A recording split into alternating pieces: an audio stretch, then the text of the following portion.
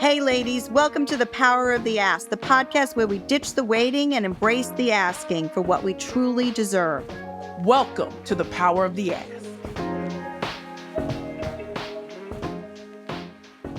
Hey, everyone. Welcome to The Power of the Ask podcast, which helps you get what you need financially and personally.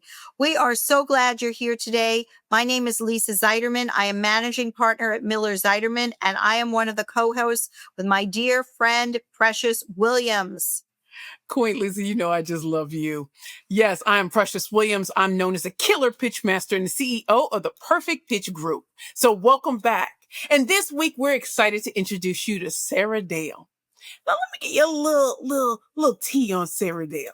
Sarah Dale is the founder of Project 1490, which helps high-achieving women build confidence and resilience.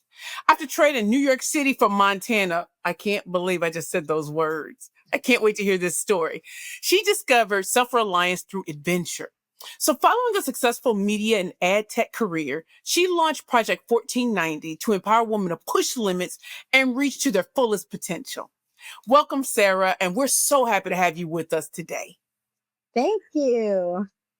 So, Sarah, for me, your journey, and when we met, I probably said this, your journey from New Jersey to Montana and then back to New York is really fascinating and, of course, interesting. Can you take us back to that first solo trip to the Big Sky and tell our audience what Big Sky is? What about it sparked such a life-changing decision that you decided to stay there and basically give up New York for a period of time? Yeah. So, to put it in context, I was started very, very young in my career. I was working in the city for Fortune magazine by the time I was 17. And so I was really trying to climb up the ladder as fast as I possibly could. And so by the time I was like in my mid 20s, I was doing pretty well, but I realized that the people at the top of the ladder didn't look as happy as I was expecting them to. And I'm going to date myself here, but it was right around the time where all those great movies came out, like Legends of the Fall, River Runs Through It. I was such a Jersey girl. I was like, how'd they get those backdrops to look so real? And they were like, no, Montana really looks like that. So I had no idea. So I thought I need to go. So I went by myself. I was supposed to spend 6 days there. I read Ralph Waldo Emerson, Self-Reliance, while I was out there. And it was just a shocking experience because my identity had already been sort of attached to what I did for a living. It just disappeared when I was out there and I didn't know who I was. And I just thought, I got to find out. So I packed all my stuff and sold all my furniture and moved. Wow. Yeah. I know it had to be like a culture shock in a lot of ways. What had to be the biggest culture shock? Because city life, New York City life, New Jersey city life, to Brandon cattle and bow hunting? Yeah, there was a lot. There was a lot of culture shock. I think a couple of things that I remember that were really vivid for me was that the hierarchy there's sort of everywhere has their own sort of societal hierarchy, and in New York it was really about what your title, what your job, who you worked for, how big was your office, how much money do you make, kind of thing. And none of that was relevant when I went to Montana. It was really like, how big of a badass are you? How much do you ski? When people ask you there, what do you do? They don't mean for a living. They meant, do you ski or do you snowboard? And so that, it was like rewiring myself to be in a different place. And I found it to be amazing. Like, it was an incredible experience. I'm so, so grateful for it. So you talk about building badassery through your Montana experiences. What are some of the pivotal moments that shaped your self-reliance, your confidence, and the 1490 project? And I want you to explain to our listeners, what is the 1490 project? Yeah. So, well, first, I think there were a lot of pivotal moments because And it makes sense because you don't sort of build your confidence or your well of badassery, if I want to, how I call it, um, overnight, right? It's through lots and lots of experiences of that you go through this cycle of I did that, so now I can do this. And that happens whether you're in Montana or New York City or anywhere else. Like it's, we're building kind of a repertoire for us to be able to rely on something in ourselves. So I had a lot of those experiences because I had never done any of this stuff. I didn't even ski or snowboard when I moved there. So there were a lot of out of my comfort zone kind of experiences. And really, like one of I think the most pivotal, but by the time I lived there for 5 or 6 years, I was bow hunting up a tree by myself. I had a whole face off with a mountain lion for, what felt like 2 hours. That was probably 10 minutes. And lived to tell the tale. And, I have relied on that moment in particular a number of times, in my career of, hey, no one's going to eat me in this audience. I can go out and talk to 1,000 people and not, and calm my nerves down and do all, and get it done. So I'm grateful for that mountain lion. You made just talking about the mountain lion, thinking it's 2 hours and it might have been 10 minutes. When I tell you that it's so graphic, I'm like, I feel like I'm there with you. And so living in the Northeast, and I love what you were talking about, is what you do, like how much money you make, what clients do you have, all of these sort of things. But were there early lessons in resilience that you learned in your corporate career? Because not every woman gets to be the first female C-level executive at an ad tech company. And how were you able to take that to Montana? Yeah, I think that one of the most pivotal moments in my career was sitting around a conference room table with a lot of other more senior people than I was.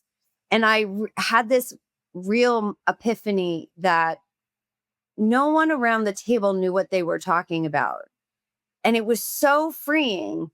Everybody was just guessing. They were giving it their best guess. It wasn't, a bad thing necessarily, but I went from like everybody knows and I'm trying to find out to, oh no, we're all in this same boat.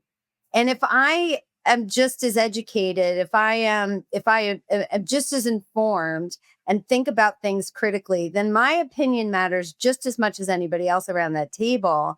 And it changed a lot for me because I found my voice and found, my way in to having more of those experiences and being around more of those tables. So I'm going to go back to something you didn't answer yet. And I know Queen Lisa, get her. I really wanted to have Get her, this Queen. because I did this with you. Okay. I had a J, a badassery.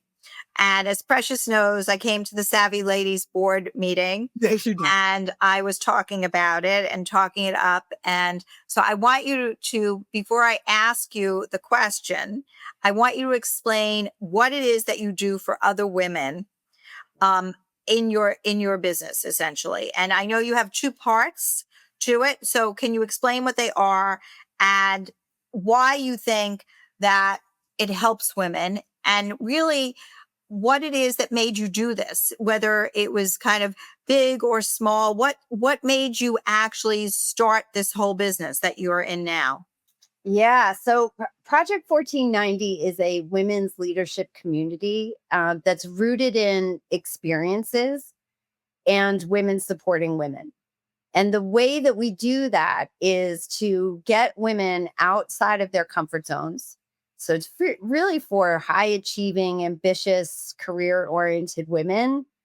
But it really brings some of the stuff that I learned when I was in Montana, and you don't have to move there to get a sense of empowerment from, like Lisa, when we did our day, we did, how to build a fire in the wild archery and some tying knots. We do jump starting cars and we herd chickens, lassoing. We do play poker. We do a lot of different stuff that really goes to building confidence through new experiences, because that has a whole bunch of science behind it in terms of building neural pathways in our brains and getting really in a place where we don't really know. We don't have to know everything.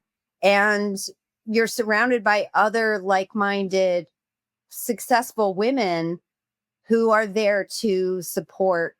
And by the time we get to dinner, where we're really celebrating, what's amazing about women, and we're dressed up for the evening and candles and flowers and a private chef, that discussion at dinner is real, and authentic, and people don't feel like they have to do all the posturing and the pretense and all of that.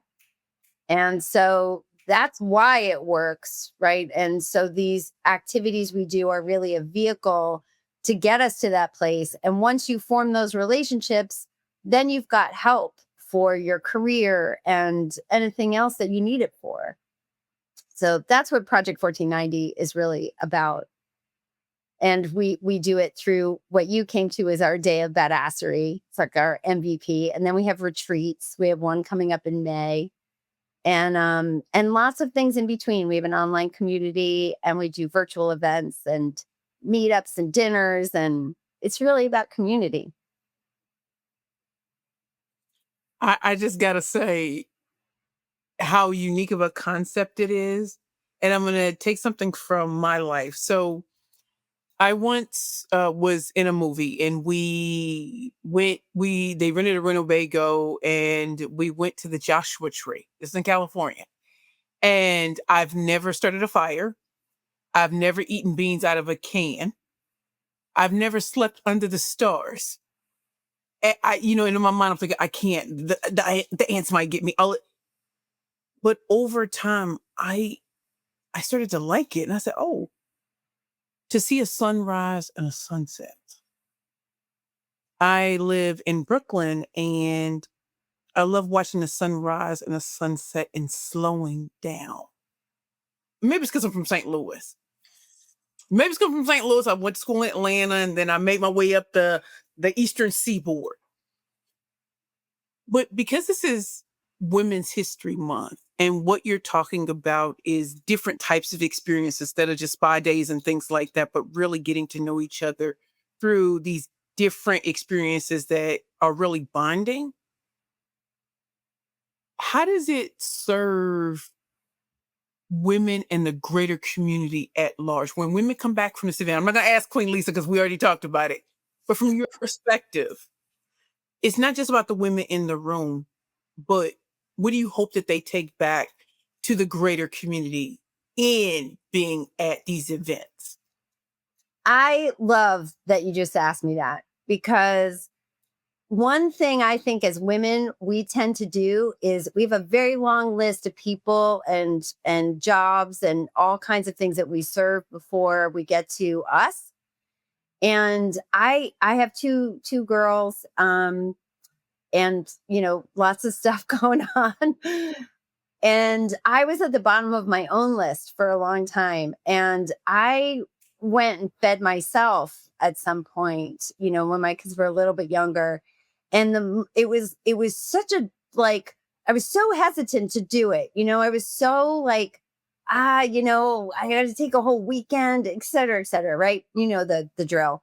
And I got back, and I was so filled, so fed, that when I got back, I was so happy, and I could give all of it to my kids and to my job and to my husband. And it was then I really realized, like, if we don't feed ourselves, we've got nothing to give. And it is that sort of put your own mask on first kind of concept. Yes. And so I think as a community at large, the more we see other women doing them, the more we give ourselves permission to do it. And the more options there are, people get fed in many different ways, So this Project 1490 isn't for everyone, but it is for a certain kind of quality of woman like women of substance. That's what I have been saying recently, because the women that are in this community are fantastic. And they all have that. They all have the struggle. It's not without struggle, but they come and they show up, and then they can show up for other people. And that has ripples way beyond, this smaller community. I think that makes sense, actually. I do think I see the rippling, certainly. And I also think that there is some sort of a transformational experience that occurs. And certainly for me, I felt, I mean, I'm going to be honest, I couldn't do most of the things, certainly not easily, that were on your checklist that day, right? Like lighting a fire was really difficult. I got it done, which was extraordinary. I couldn't chop the wood with I think we were like throwing the axe or something. I think that's what we were doing, right? We were throwing the axe, and I'm like thinking, oh, this isn't a good idea. And I remember my husband saying to me, don't throw any axes. That's not a good idea for the day. So, but at the end of the day, I felt much more empowered for whatever reason. Even though I couldn't do most of those things, I felt that I had tried something different. That's right. And that because I tried something different and it was out of my zone, I was really proud of myself for doing that. That's right. And I did bring it back to a lot of people, as you know, Sarah, I brought it back to a potential client. I brought it back to the board. I've talked about it with my people. I think that it is definitely has an impact. Ladies, are you ready to take control of your future? Do you dream of financial stability, freedom, and a life that truly deserves you? For over 20 years, Savvy Ladies has empowered women from all walks of life to make smart financial choices, achieve our goals, and build a brighter future. We built Savvy Ladies as a community of women supporting women. We offer free financial educational programs, a trusted helpline, and guidance and advice from America's top financial professionals. You can access the financial helpline at savvyladies.org or where you get your apps under Savvy Ladies. Savvy Ladies equips you with the knowledge, confidence, and support you need to thrive. So don't wait. Join Savvy Ladies today and start building your financial confidence and well-being now.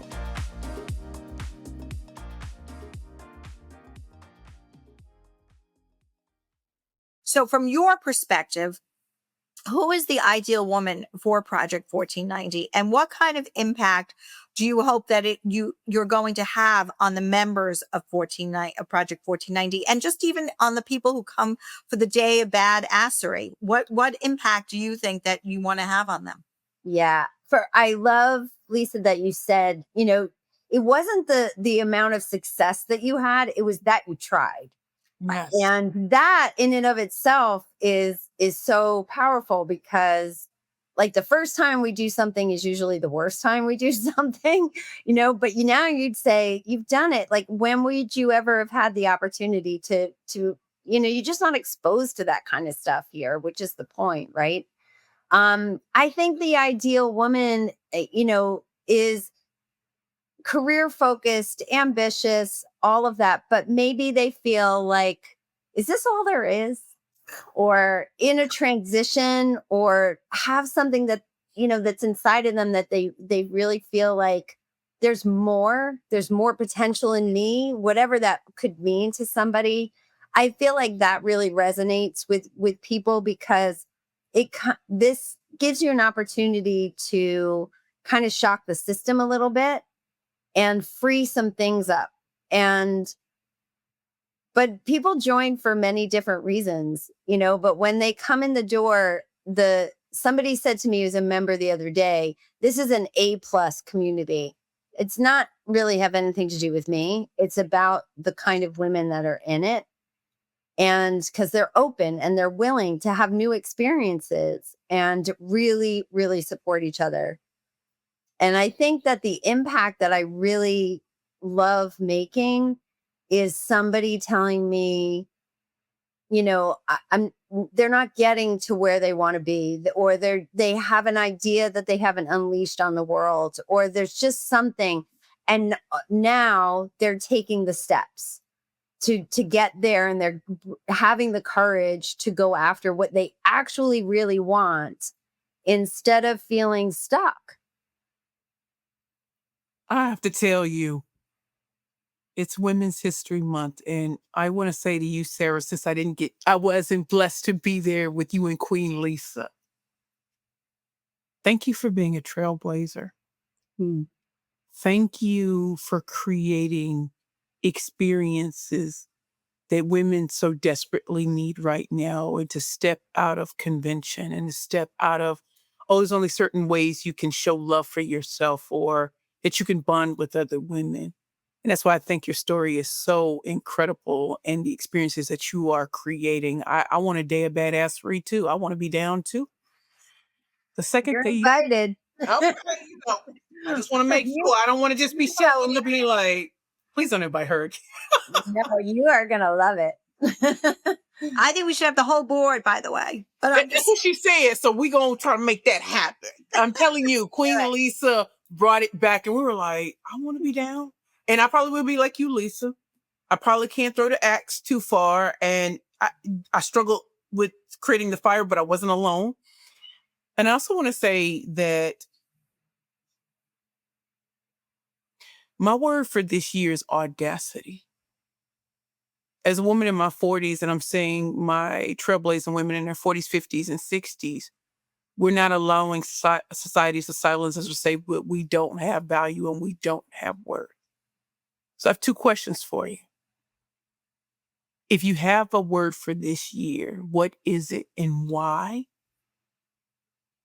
And the second question is, as you've created Project 1490 and you've reinvented yourself and how you see yourself and how the world sees you, what advice could you give to other women who are thinking about, is it too late to reinvent and discover new things about themselves? It's great questions. Then thank you. I think that my word off the top of my head word, right? So is probably courage, because it's definitely something I want to have a form where other women can build their own courage. And honestly, I'm out on a limb. I quit my corporate job. I am doing this, and I, it takes some courage, and not just once. It's like a repeating kind of thing, and getting on podcasts and getting out there and doing all the things. It's like, it's not necessarily in my comfort zone, but I'm so passionate about this and I want other women to experience it. So I have to build my own courage as well. So that is my word for the year. And advice, I'm going to pass on some advice that I got that finally sort of kicked me into this. Was I had this idea, as Lisa knows, like 20 something years ago. I had kind of the formation of this idea to do this, and for lots of reasons I let some things stop me. um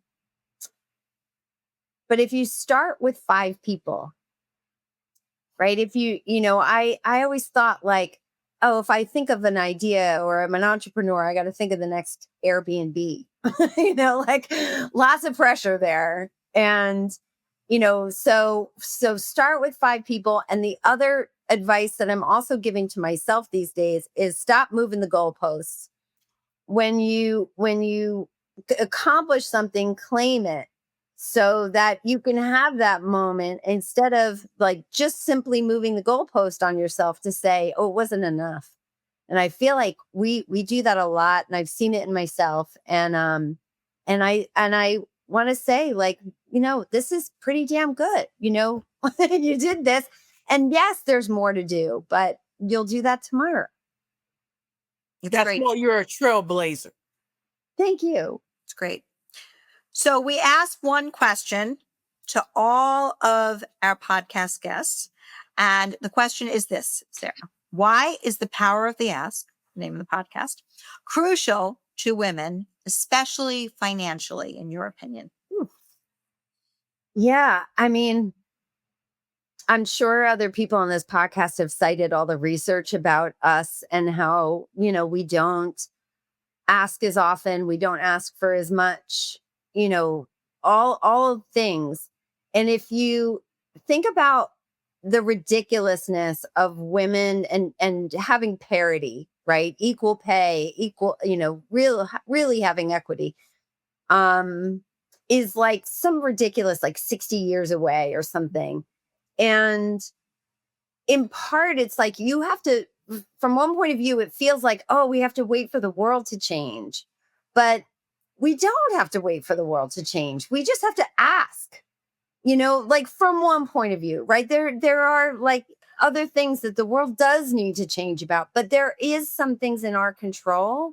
There are some things in our control. And we have to take that control that we have and use it to the absolute hilt so that we can make the 65 years really condensed because none of us are going to be here for that. This is what I mean. Do you all see that the Power of the Ass podcast, powered by Savvy Ladies, we bring the best guests? And to have Sarah here from Project 1490, sharing her experiences of being in the Northeast and moving to Montana, rediscovering, reinventing herself, and doing the same for other women, and the ripple effect it has in the community. What a Women's History Month moment. And just like I always say, just like Queen Lisa and I always say, keep coming back to the Power of the Ass podcast. It gets better and better and better. Subscribe, tell a friend to tell a friend to what? Tell a friend to watch, to comment, and to let these women let these trailblazers who are women know that you are supporting them and they're supporting you. We're asking the questions you want to ask, and we want to let you know it's never too late for anything. And new experiences, you are more than what you do. And hearing their stories is incredible. So keep coming back to the Power to Ask podcast, co-hosted by Queen Lisa Zeiderman, managing partner at Miller Zeiderman, and me, Precious Williams, CEO of the Perfect Pitch Group. Sarah, we're so delighted that you gave us your time today. Thank you. Thanks for joining us on this episode of The Power of the Ass, ladies. Don't forget to like, review, and subscribe to spread the love with hashtag Power of the Ass.